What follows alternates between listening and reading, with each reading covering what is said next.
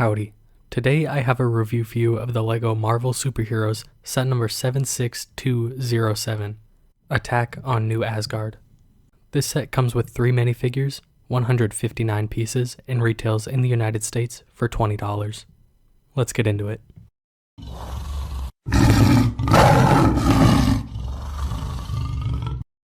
The first minifigure is Gorr, who's played by Christian Bale in Thor: Love and Thunder. He just looks like a mummy, and he's not too interesting. I really don't like this one. Next up, of course, we have Thor in his blue suit. This one comes with a recolor of Qui-Gon Jinn's hair in a dark tan color. He's got a nice red cape that really makes the blue suit pop in my opinion. You can see there's some nice metallic gold printing on the front and back of his torso, as well as the front side of his legs. His arms do look a little plain though, and I wish they had printed some metallic armbands on them. Thor's first face is pretty happy, while his second face has an angry lightning expression on it. And I really like how the beard is printed on, it looks quite nice. Next up we have Jane Foster's Mighty Thor, which is probably the best minifigure in this set. Unfortunately, none of them are exclusive because all of these minifigures come in the goat boat. She has the exact same cape as Thor, and very nearly the same printing as Thor, except it's on black and brown instead of blue. The helmet and hair combo though is probably the best thing about this minifigure, it's super cool. Jane's face prints include a normal resting face, and an angry face on the other side. Again, I wish they had printed on some armbands because the arms just look really plain and weird. Taking a look at the instructions, we see a pretty straightforward build. There's nothing too bad about this. There's 2 bags included in the set. Personally, the bags were a little light. I feel like they could have stuffed all of it into one bag, but that's just my opinion.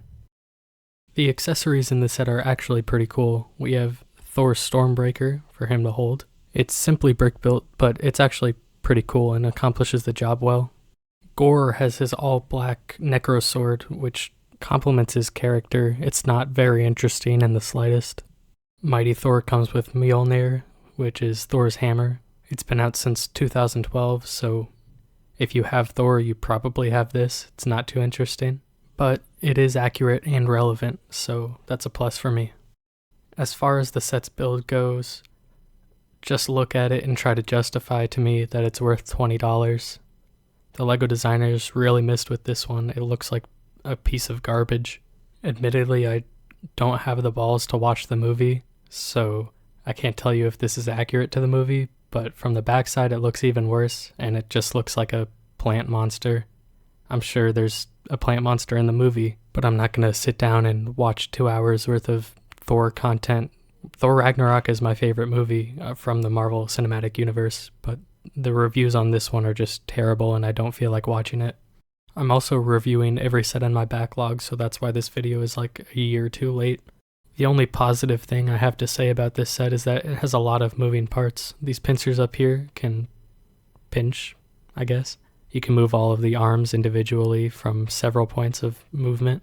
There's some claws on the end of the arm that don't distract you from how terrible the arm looks itself, but that's fine. I don't have a whole bunch of experience building mocks, but I'm sure I could have done better when I was like 10. The head and body both have hinge pieces so that it can move back and forth. That's super cool if you want a monster that can only lean forwards and backwards and not be able to look at his enemies. Personally, when I design a toy, I think to myself, man, I really don't want a kid to enjoy playing with this. But that's just me and LEGO, no one else thinks that way. The base of this actually looks pretty cool, I won't deny that, but up top it just turns into a flaming pile of dog poop. It doesn't even look good on display, but as far as playability goes, there is one positive. You can stick a minifigure inside of the claws and it will actually hold it up. Wow, surely we can sell this for $20 and successfully market it towards children, and it won't be on shelves 2 years later.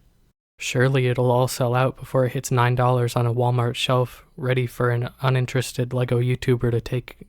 All jokes aside, the build is really, really bad, and the only reason you should get the set is if you can't afford the goat boat, which comes with all of these minifigures anyways and is significantly better and cooler. That's all I have for you. Thank you for watching the video. If you enjoyed it, leave a comment, leave a like, and consider subscribing. See ya.